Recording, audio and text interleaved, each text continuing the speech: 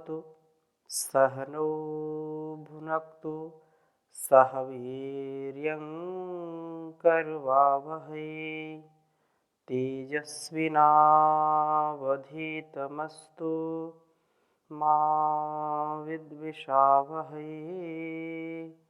ओम शांति शांति शांति।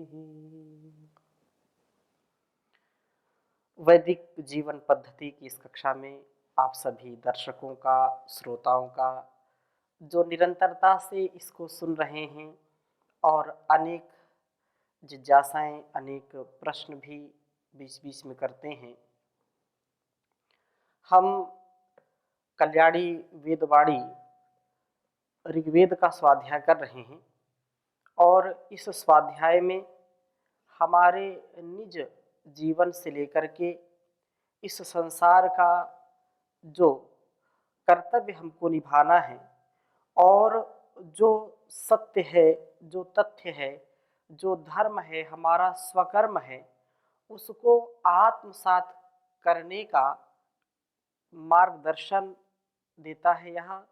और हम निसंदेह इस विद्या से, इस उपदेश से, आदेश से, संदेश से अपने आप को जब अभिषिक्त करते हैं, अपने आप को अभिसिंचित करते हैं, तो हमारे जीवन की जो दुख या दीनता, हीनता की स्थिति होती है, उससे हम ऊपर उठते हैं। हम सभी प्राणियों में सर्वश्रेष्ठ हैं, अर्थात मनुष्य का जीवन सभी प्राणियों में सर्वश्रेष्ठ, सबसे अच्छा, सर्वोत्तम जीवन होता है। और यह जीवन श्रेष्ठ क्यों है? क्योंकि इसमें धर्म का, इसमें स्वकर्म का अनुष्ठान करने का अवसर मिलता है। धर्म ही हमको सबसे अलग करता है, अर्थात सभी पशु पक्षियों में हमको सबसे ऊंचा स्थान प्रदान कराता है। धर्मणाम अध्यक्षम, जो धर्म का अध्यक्ष है, जो परम अध्यक्ष है, जो परम पिता है, अधिपति है, सबका स्वामी है, उस परमात्मा की कृपा से हम अपने धर्म का पालन करते जाएंगे तो हमारा सबका जीवन श्रेष्ठ हो जाएगा। बिना धर्म के मनुष्य का जीवन पशु से भी बदतर हो जाता है, पशु से भी नीचे हो जाता है। हम अपने जीवन में पशुता को नहीं, देवत्व को, मनुष्यता को, इंसानियत को सबसे उच्च स्थान दें तो हमारा यह कर्तव्य बहुत श्रेष्ठ हो जाएगा। बहुत ही सुंदर संकेत यहाँ पर दिया है। ऋग्वेद के 8वें मंडल के 43वें सूक्त के 24वें मंत्र को आपके समक्ष रखूंगा, जहाँ पर धर्म की चर्चा है और धर्म का जो अध्यक्ष, जो स्वामी है, वो परमपिता परमेश्वर, उसकी कृपा से हम धर्म का पालन करने वाले बने, धर्म का आचरण करने वाले बने। वेद मंत्र लिखता हूं, फिर चर्चा करूंगा आपके समक्ष। ओम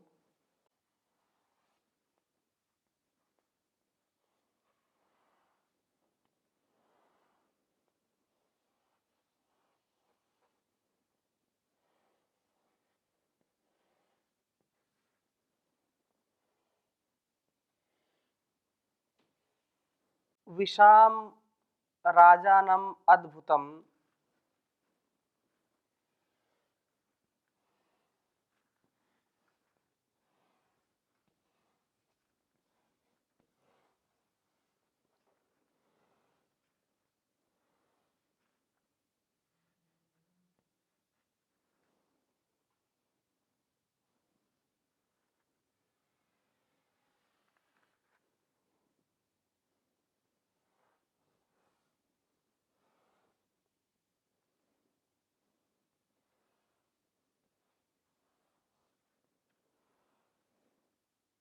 राजानम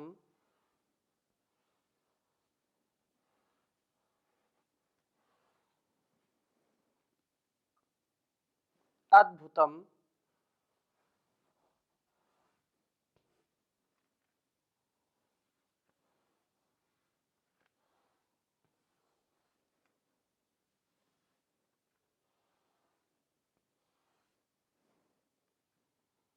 अध्यक्षम।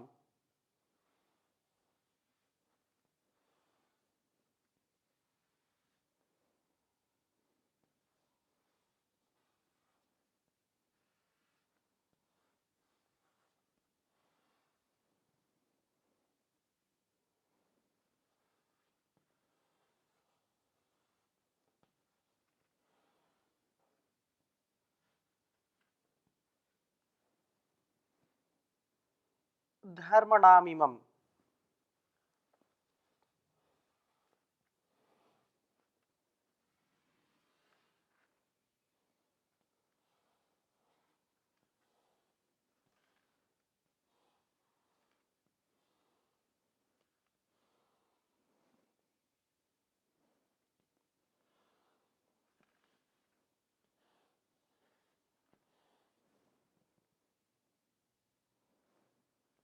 धर्मणा इममम्।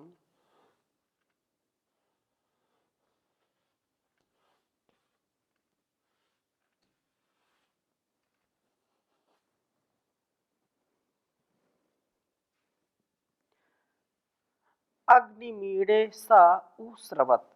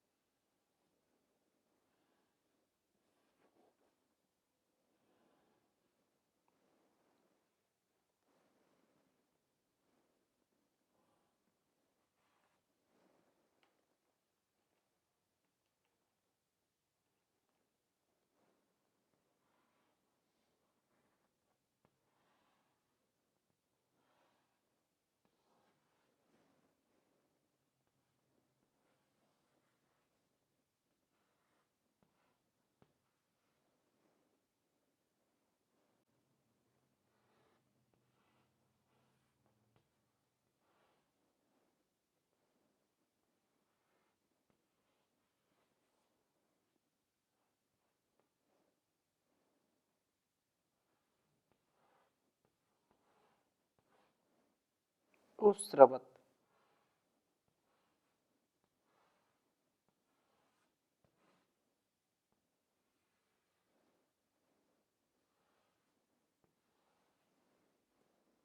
ऋग्वेद के 8वें मंडल का 43वां सूक्त, उसका यह 24वां मंत्र है।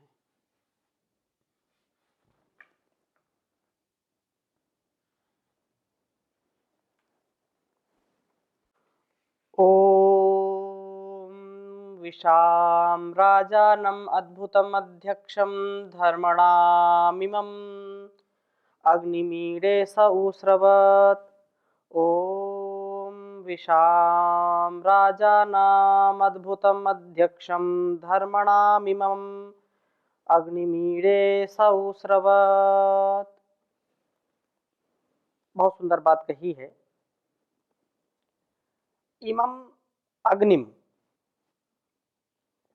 इस अग्नि प्रभु को, अग्नि अग्रणी भवति, उस परमात्मा का नाम अग्नि भी है, क्योंकि वह सबको प्रकाश देता है, सबको जीवन देता है, सबके दुर्गुणों को, दुर्व्यसनों को जला करके भस्म कर देता है, उनको शुद्ध कर देता है, पवित्र कर देता है। जैसे इस लौकिक अग्नि को, इस भौतिक अग्नि को हम देखते हैं, इस अग्नि में कोई भी पदार्थ डालते हैं तो उस पदार्थ में जो गंदगी है उसको जला करके नष्ट कर देती है। कोई धातु डालते हैं, लोहा हो, सोना हो, चांदी हो, कोई भी धातु उसमें जब हम डालते हैं तो जब उसको तपाते हैं तो उसका सारा मल, उसकी सारी गंदगी को छांट देता है और उसको पूर्ण रूप से शुद्ध पवित्र बना देता है, अपना रंग दे देता है उसको। इसी प्रकार से परम पिता परमेश्वर की यह कृपा है कि वो अपने जैसा सबको बना देते हैं। अपना जीवन हम उसको जब समर्पित करते हैं, क्योंकि आग में जब कोई वस्तु डालेंगे तभी वह आग के समान हो जाएगा। वस्तु यदि बाहर है अग्नि से तो कैसे होगा। इसी प्रकार से जब हम अपने आप को प्रभु के सहारे छोड़ देते हैं, अपनी कोई भी मनमानी नहीं करते हैं, अपना कोई भी हठ दुराग्रह नहीं रखते हैं, अभिमान अहंकार नहीं रखते हैं, और बस ये संकल्प कि ये जीवन तुम्हारा, तुम्ही को है अर्पण, लगा दो किनारे इसे मेरे भगवन, तुम्हारे भरोसे है ये जीवन की नैया, लगा दो किनारे मेरे खिवैया, कहीं डूब जाए ना इसे तुम बचा लो, लगा दो किनारे इसे मेरे भगवन। तो ऐसी जब धारणा हमारी होती है कि अब सौंप दिया इस जीवन का सब भार तुम्हारे हाथों में, है जीत तुम्हारे हाथों में, नहीं हार तुम्हारे हाथों में, क्योंकि वो जगदाधार है सबके जीवन और इस जगत का आधार वो परम पिता परमेश्वर, वह हमारा और हमारे संपूर्ण दुर्गुणों दुर्व्यसनों को दूर करके हमारा संपूर्ण देवत्व का, संपूर्ण दिव्यता का, भव्यता का वही संभालने वाला है, वही बढ़ाने वाला है, वही वर्धन करने वाला है, संवर्धन करने वाला है। तो हम उस इस अग्नि, यहाँ जो कहा कि अग्नि मीड़े, तो अग्नि ईड़े, मैं उसकी स्तुति करता हूँ उस प्रभु की जिन्होंने इस जीवन को दिया है, इस जगत को बनाया है। अग्रणी प्रभो मैं स्तुति करता हूँ। सह उ वे ही श्रवत, मेरी प्रार्थना को सुनते हैं। उस प्रभु को मैं सर्वथा सर्वदा इस भाव में देखता हूँ कि वह कण कण में विद्यमान है और हर क्षण हमारा ध्यान रखने वाला है। वह हमारे शरीर को और इस संसार को पुष्पित पल्लवित करने वाला है, विकसित करने वाला है। इसलिए मैं उसकी स्तुति प्रार्थना उपासना करता हूं। जो विषाम राजानम, सब प्रजाओं के राजा शासक हैं, सब जो भी जड़ चेतन है और चेतन में भी जो छोटे से जीव से लेकर के बड़े विशाल जीवों तक, एंट से लेकर के एलिफेंट तक, कीड़ी कुंजर, हाथी घोड़ा कीड़ा मकोड़ा, जो भी पशु पक्षी हैं, मनुष्य हैं, सभी जीवों का वह अधिपति है, वह शासक है, वह सबके ऊपर शासन करने वाला है। कोई भी उसकी शासन व्यवस्था में उसके अनुशासन को तोड़ नहीं सकता है, उसका कोई अतिक्रमण नहीं कर सकता है। जिसने भी इस शासन का अतिक्रमण किया है, जिसने भी प्रभु की जो विधि और निषेध की स्थिति यहाँ पर वेदों में और अंतःकरण में जो भी उसका संदेश आता है, उसकी आज्ञा आती है, हम उस आज्ञा का जब उल्लंघन करते हैं, आत्म प्रतिकूल आचरण करते हैं, वेदों के उपदेशों से विपरीत चलते हैं, तो निसंदेह हमको उसका दंड मिलता ही मिलता है। उसकी न्याय की व्यवस्था बहुत ही निराली है। वो दयालु भी है लेकिन पूरा न्यायकारी भी है। वो किसी के साथ पक्षपात नहीं करता है। वह धर्म का मर्म क्या है उसको बताता है, और फिर भी यदि हम जानबूझ करके भी उसको नहीं मानते हैं, जानबूझ करके हम विपरीत आचरण करते हैं, तो कभी भी हमारा कल्याण होने वाला नहीं है। वह प्रभु अद्भुत है, वह सबका शासक है, सबके ऊपर शासन करने वाला है। अद्भुतम, अनुपम है, उसकी कोई उपमा संसार में नहीं दी जा सकती है। धर्म नाम सब धर्म कार्यों के अथवा धारणात्मक कर्मों के अध्यक्ष हैं। जितने भी शुभ कर्म हैं जो संसार में किए जाते हैं, जो किए गए थे, जो किए जा रहे हैं और आगे भी किए जाएंगे, तो उन सभी का वह अध्यक्ष है, वह सब कर्मों का देखने वाला है और सबको यथा योग्य न्याय देने वाला है। उसको जो अच्छा करेगा उसको पुरस्कार, उसको उत्साह, उल्लास, उमंग, उसको शक्ति, उसको मुक्ति देता है, और जो उसकी आज्ञा का उल्लंघन करता है उसका वह कभी भी कल्याण नहीं करता। अर्थात न्याय, जैसा बीज जो बोएगा वैसा ही फल पाएगा। ये प्रभु की लीला है, प्रभु का ये विधान है। इसलिए सभी हमारे महापुरुषों ने इस बात को कहा है, समझाया है कि हमको सदा सर्वदा न्याय के पथ पर चलना चाहिए, हमको सदा धर्म के पथ पर चलना चाहिए, क्योंकि वो परम पिता परमेश्वर धर्म अध्यक्ष हैं। वे ही हमारे अंदर अच्छी अच्छी प्रेरणाओं को देते हैं। हम अच्छे कर्म करें, हमको ऐसा सामर्थ्य दिया है, हमको विवेकवती बुद्धि दी है, क्या करना क्या नहीं करना, कैसे जीना कैसे नहीं जीना।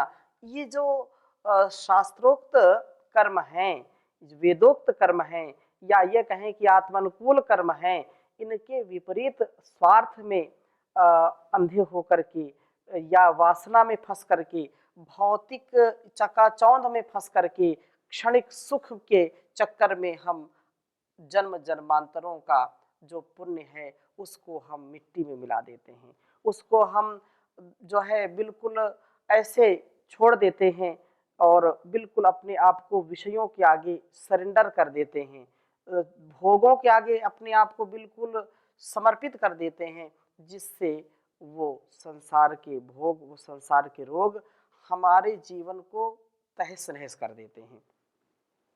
हम यदि प्रभु की शरण में हैं, यदि धर्म कार्य के लिए परमात्मा ने हमको जन्म दिया है, तो हमको इस चकाचौंध से बचना चाहिए। फिर प्रश्न कई लोग करने लगते हैं कि जब प्रभु का ही सब कुछ है तो फिर हमसे गलत क्यों होता है? प्रभु ही शक्ति देता है कर्म करने का, प्रभु ही हमको बुद्धि देता है, तो हमारा क्या है? हम तो उसी के चक्कर में उसी की कठपुतली हैं। ये जो बात है, ये बात पूरी सत्य नहीं है। हम ये समझें कि जो कुछ शुभ है, जो कुछ हमारे अंदर दिव्य भाव है, जो सात्विक विचार है, जो सात्विक आहार है, जो सात्विक हमारे कर्म हैं, जो ईश्वर की भक्ति में, सज्जनों की संगति में और शुभ कर्मों में हमारी प्रवृत्ति है, तो यह धर्म है। और यह परमात्मा के द्वारा, गुरुओं के द्वारा, माता पिता के द्वारा, शास्त्रों के द्वारा हमको शिक्षा मिलती है, उपदेश मिलता है। ऐसा आत्मसात करेंगे तो कभी धोखा नहीं खाएंगे। लेकिन इससे विपरीत भी एक स्थिति है कि हम सुनते हैं, समझते हैं, समझ करके भी हम उसको करते नहीं हैं, मानते नहीं हैं। जान लिया तो मानना, मान लिया तो जीना, जैसा जाना वैसा जीना। तो ये कथनी और करनी में भेद नहीं होना चाहिए। कथनी और करनी में जब भेद होता है तो हमारे जीवन में अनेक कष्ट आते हैं और वो कष्ट जल्दी से नष्ट नहीं हो पाते हैं।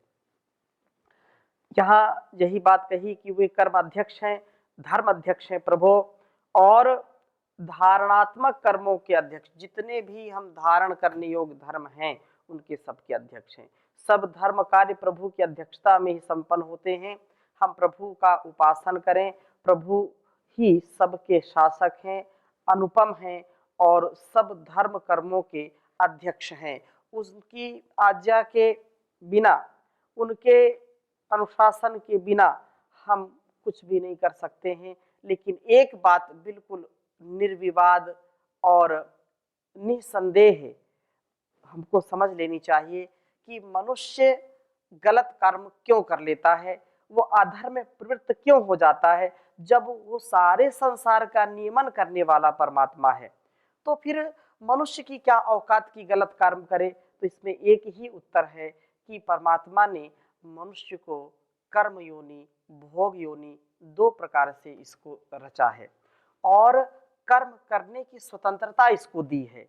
जैसा वो कर्म करना चाहे, जैसा कर्म करेगा, फल भोगने में परतंत्र है। लेकिन यदि वह परमात्मा के ही द्वारा सारे कर्मों का अनुष्ठान करे तो कोई भी जो गलत कर्म करने वाला व्यक्ति है वो अपने ऊपर कभी दोष लेगा ही नहीं।